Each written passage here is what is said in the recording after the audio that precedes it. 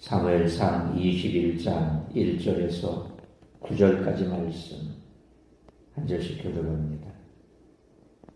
다윗이 노베 가서 제사장 아히멜렉에게 이르니 아히멜렉이 떨며 다윗을 영접하여 그에게 이르되 어찌하여 네가 홀로 있고 함께하는 자가 아무도 없느냐 하니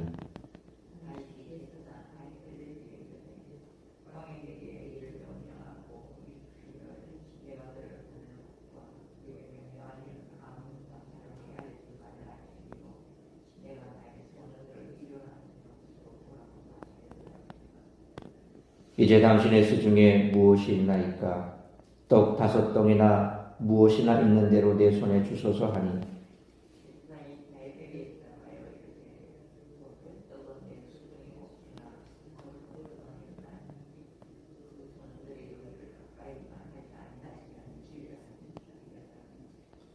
다윗이 제사장에게 대답하여 이르되 우리가 참으로 3일 동안이나 여자를 가까이 하지 아니하였나이다.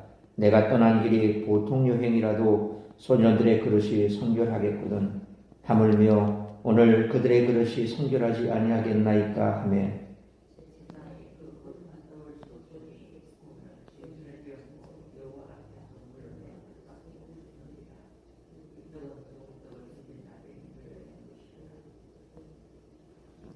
그날에 사울의 신하 한 사람이 여호와 앞에 머물러 있었는데 그는 도액이라 이름하는 에돔 사람이요 사울의 목자장이었더라.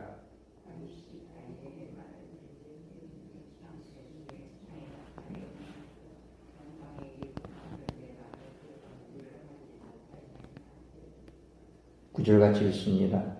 제사장이 이르되 내가 엘라 골짜기에서 죽인 블레셋 사람 골리앗의 칼이 보자기에 쌓여 에봇 뒤에 있으니 네가 그것을 가져가려거든 가지라. 여기는 그것밖에 다른 것이 없느니라 하는지라. 다윗이 이르되 그 같은 것이 또 없나니 내게 주소서 하더라. 아멘. 사울을 피해 도망친 다윗의 첫 도피 생활은 노베에서 시작해서 다시 노브로 돌아오는 것으로 마무리될 것입니다. 그러니까 그는 오늘 본문 1절로 9절 말씀처럼 노베에서 이어지는 10절로 15절 말씀에서는 가드로, 그리고 22장 1절로 2절 말씀에서는 아둘람으로, 그리고 22장 3절로 4절 말씀처럼 모압, 22장 5절 말씀처럼 유다를 거쳐 22장 6절로 23절 말씀처럼 다시 노브로 돌아올 것입니다. 그런데 다윗은 노베에서 제사장 아히멜렉에게 사흘을 굶은 자신에게 먹을 것과 자신의 정당성도 확보해 줄 골리앗의 칼을 요구합니다. 그런데 이 과정에서 다윗은 2번이나 거짓말을 했습니다. 왜 혼자서 왔느냐는 아히멜렉의 질문에 그는 기밀 업무이기 때문에 수행원들은 다른 곳에서 만나기로 했다고 말했으며 성소에 거룩한 떡을 받으려고 없는 수행원들의 정결 상태까지 둘러댔습니다. 그리고 골리앗의 칼을 얻으려고 급히 오느라 무기를 챙겨오지 못했다는 거짓말도 했습니다. 이렇게 해서 도피 생활에 당장 얼마간 먹을 것을 확보했고 무기도 챙겨서 길을 떠날 준비를 했습니다. 그런 상황에서 그곳에 있던 사울의 측근 도액의 존재는 앞으로 이 성읍에 어떤 일이 벌어질지 모를 불안감을 남깁니다. 따라서 독자들은 아무리 동기나 목적이 선하더라도 방법이 그러다면 그 일이 과연 정당성을 확보할 수 있을지 의문을 품게 되며 앞으로 노베에서 벌어질 일에서 그 결과를 보게 될 것입니다. 다윗을 죽으려는 사울의 의중이 이제 명백하게 밝혀졌습니다. 이제 다윗은 사울을 피해 도망해야 목숨을 부지할 수 있게 됐습니다. 상대는 나라의 정권을 쥐고 있는 왕 사울입니다. 하지만 다윗은 사울 왕보다 더 큰 왕이신 하나님을 의지해 두려움과 절망의 현실을 극복해 나갑니다. 따라서는 본문의 말씀을 통해 우리들이 깨달아야 할 것은 첫째로 1절로 2절 말씀처럼 거짓의 결말은 언제나 비극이라는 것입니다. 1절 말씀처럼 다윗은 요나단과 이별한 후 노브로 가서 제사장 아히멜렉 앞에 이르렀습니다. 욥은 22장 19절 상반절 말씀처럼 제사장들의 성읍이라고 불리던 곳입니다. 이전에 다윗은 선지자의 성읍이었던 라마로 피신해 도움을 얻을 수 있었고 이번에는 제사장들의 성읍인 욥을 선택한 것입니다. 선지자의 도움과 제사장의 도움으로 목숨을 보존한다는 사실은 그가 하나님이 세우신 왕이라는 사실을 더 구체적으로 부각합니다. 아히멜렉은 군대 지휘관인 다윗이 혼자 온 것을 의아하게 여겼습니다. 다윗은 2절 말씀처럼 왕의 명령을 받아 은밀하게 임무를 수행하기 위해 혼자 왔다고 거짓말을 합니다. 물론 그의 거짓말에는 남을 해하려는 의도가 전혀 없었습니다. 하지만 그 거짓말은 아히멜렉과 무고한 85명의 제사장이 학살당하는 결과를 초래했습니다. 물론 그런 끔찍한 학살을 자행한 장본인은 사울이지만 다윗의 거짓말이 아니었다면 일어나지 않았을 일이라는 것이죠. 그러므로 거짓의 결말은 언제나 비극이기 때문에 진실을 추구하고 참된 일을 도모하는 우리 모두가 되시기를 축원합니다. 두 번째로 3절로 6절 말씀처럼 하나님은 제사보다 자비를 원하신다는 것입니다. 다윗은 아무런 준비 없이 도망쳐 왔기 때문에 상당히 허기진 상태였습니다. 그래서 3절 말씀처럼 아히멜렉에게 음식을 요구합니다. 그런데 아히멜렉에게는 4절 말씀처럼 성소에서 물려낸 진설병밖에 없었습니다. 모세의 율법에 따르면 그 떡은 오로지 아론과 그의 자손이 거룩한 장소에서 먹어야 했습니다. 그럼에도 불구하고 아히멜렉은 다윗과 그 일행이 굶주렸다는 사실을 간과할 수 없었습니다. 그래서 그들이 여자를 가까이 하지만 않았다면 기꺼이 떡을 내주겠다고 합니다. 생명을 살리는 것이 중요하다고 생각한 것입니다. 배가 없이 고팠던 다윗은 5절 말씀처럼 한 번 더 거짓말을 합니다. 그는 우리라고 말하여 자신에게 정말 동료가 있는 것처럼 말합니다. 반면에 사흘 동안 여자를 가까이 하지 않았다라고 한 말은 사실입니다. 다윗은 소년들의 그릇이 거룩하다라고 말합니다. 여기서 그릇이라고 표현된 이 말은 사실 그들의 육체를 말할 수 있고 좀 더 구체적으로는 남성의 성기를 말할 수 있습니다.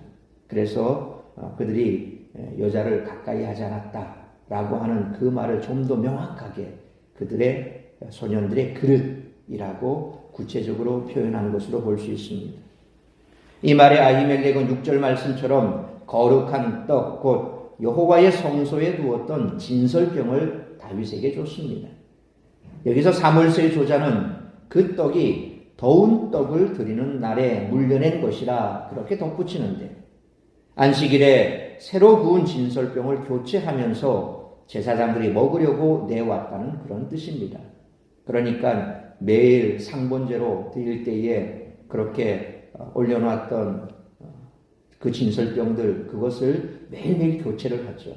새로운 것으로 매일 교체를 해야 됩니다. 그때 새로운 것으로 교체하고 지난밤 묵었던 것을 내놓았던 그것을 말하는 겁니다. 마태복음 12장 7절 말씀을 보면 안식일에 배가 고파 밀을 잘라 먹은 제자들을 바리새인들이 비난하자 예수님은 이 사건을 언급하시며 하나님은 제사보다 자비를 원하심을 우리 주님께서는 상기시키셨습니다. 하나님이 우리에게 율법을 주신 이유는 하나님을 사랑하고 이웃을 사랑하며 살게 하기 위해서입니다. 그런데 율법을 지키는 행위가 사랑의 마음보다 앞선다면 그것은 주객이 전도된 것입니다. 그러므로 예수님께서 이 말씀을 하나님은 제사보다 자비를 원하신다고 해석하신 것처럼 정말 중요한 것은 하나님의 마음을 알아 그 뜻에 순종하는 것이므로 진리가 훼손되는 일이 아니라면 하나님 사랑, 이웃 사랑을 실천하는 것을 우선할 수 있는 우리 모두가 되시기를 축원합니다. 세 번째로 7절로 9절 말씀처럼 위기의 순간에 하나님이 이루신 승리의 기억을 붙잡아야 한다는 것입니다. 7절 말씀처럼 히브리어 원문은 워샹 그리고 거기에 라는 말로 시작을 합니다. 오늘 본문에는 이 말이 해석이 되지 않았죠. 아히멜렉이 다윗에게 진설병을 준 이야기에 이어 느닷없이 거기에 있었던 사울의 신하 한 사람이 소개가 됩니다. 그는 노베 성소에 머무르고 있었습니다. 그런데 도액이라는 이름의 이 사람이 성소에 머문 까닭은 성경에 기록되지 않습니다. 그래서 왜 그랬는지는 명확하지 않습니다. 다만 표면적으로는 종교적 이유로 성소에 있었다라고 추정할 뿐이죠. 그러니까 그가 성소에 있었다라고 하는 것은 종교적 이유 말고는 딴 게 있겠습니까? 뭐 어떻게 시간 먼저 알고 여기 와가지고 다윗을 기다리겠습니까? 그건 있을 수가 없는 일이죠. 그러니까 뭔가 종교적인 이유로 거기 와 있었는데 마침 거기에 그래서 히브리어 원문을 보면 오샴이라고 하는 말로 시작을 그리고 그곳에 거기에 마침 그곳에 도액이 있었습니다. 그는 에돔 출신이었는데 이는 그가 언제든 해로운 존재가 될 가능성을 내비칩니다. 그러니까 유대인도 아니라는 거죠. 이스라엘과 과거 역사적으로 적대적인 관계에 있었던 그 에돔 사람. 그러니까 그가 에돔 사람이다라고 표현한 그것은 결국 다윗에게 해를 끼칠 만한 충분한 근거가 있는 사람이다라고 하는 것을 복선을 깔고 있습니다. 마지막으로 그는 사울의 목자장이다 그렇게 소개가 되고 있습니다. 그런데 70인역에 따르면 그를 나귀 관리인이다 그렇게 번역을 했습니다. 그러니까 사울의 양을 치는 목자장이든 나귀를 관리하는 관리인이든 중요한 것은 도액이 사울 왕실의 측근이라는 사실입니다. 그러니까 두 번째로 더 중요한 것은 사울과 밀접한 관계가 있는 에돔 사람 도액이 거기에 마침 있었다라고 하는 거죠. 결국 이 이야기는 매우 불길한 복선구실을 합니다. 한편 다윗은 무기가 필요했습니다. 그래서 8절 말씀처럼 그곳에 창이나 칼이 있는지를 물어봤습니다. 아히멜렉은 9절 말씀처럼 다윗이 죽인 골리앗의 칼이 보관되어 있다라고 대답했습니다. 그때 다윗은 그 같은 것이 또 없나니 내게 주소서라고 말합니다. 이 말은 그 무기야말로 더할 나위 없이 좋은 것이다 그런 뜻입니다. 그런데 그렇게 말한 이유가 정말 그 칼 자체가 좋았기 때문일까요? 그 칼이 하나님의 도우심과 은혜를 상기시켜 주기 때문일 것입니다. 하나님의 이름을 의지함으로 승리했던 그날의 기억을 지니고 싶었던 것입니다. 다윗은 영적인 자신감과 담대함이 필요한 상황에서 최고의 선물을 얻게 된 것이죠. 그러므로 우리의 삶에도 하나님이 이루신 승리의 순간들이 있기에 그 승리의 기억을 붙잡고 살아가므로 위기의 순간에 더 큰 믿음과 담대함을 얻을 수 있는 우리 모두가 되시기를 축원합니다. 사랑하는 성도 여러분, 다윗이 도피 생활을 시작하는 순간에 하나님은 제사장 아히멜렉을 통해 육적인 필요와 영적인 필요를 채워주십니다. 하나님의 신실하심은 변하지 않습니다. 성도는 광야의 삶에서도 하나님을 기대하며 살아가야 합니다.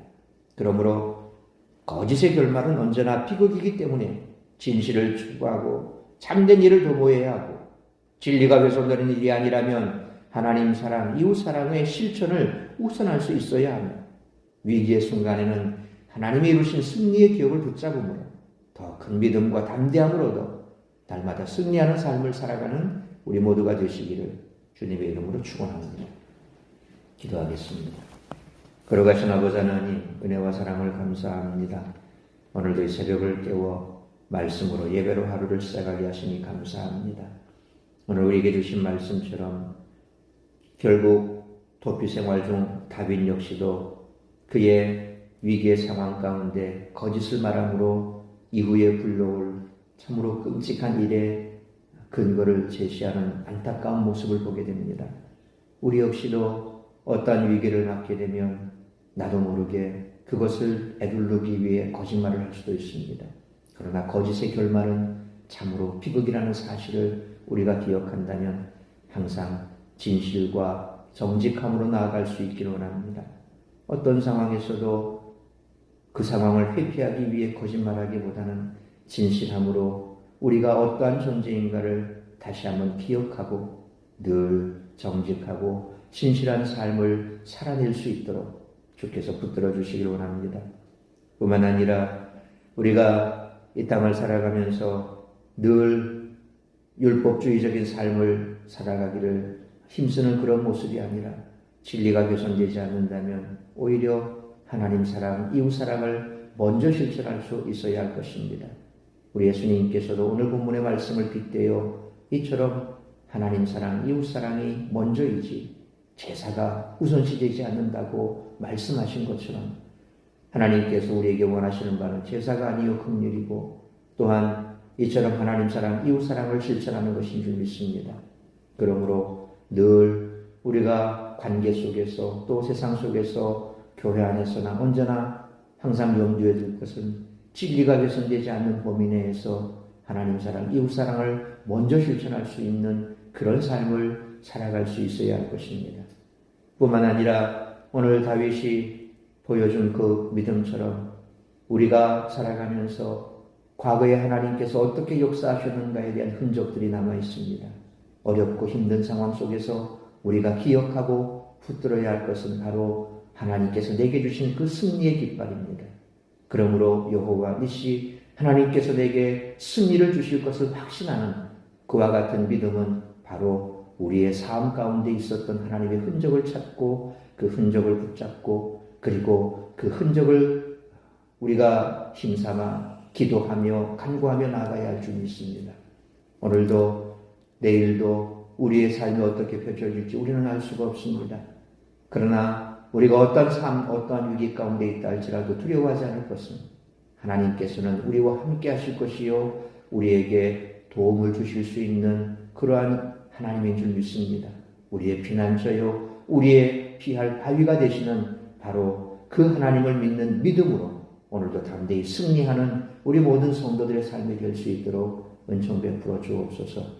오늘 이 한 달도 나를 통하여 이루고자 하는 하나님의 뜻이 무엇인지 그 뜻을 이루어 드리는 복된 한 달의 삶이 될 수 있기를 간절히 빌고 소원하오며 이 모든 말씀 우리 주 예수 그리스도의 이름으로 기도하옵나이다. 아멘. 기도문하겠습니다.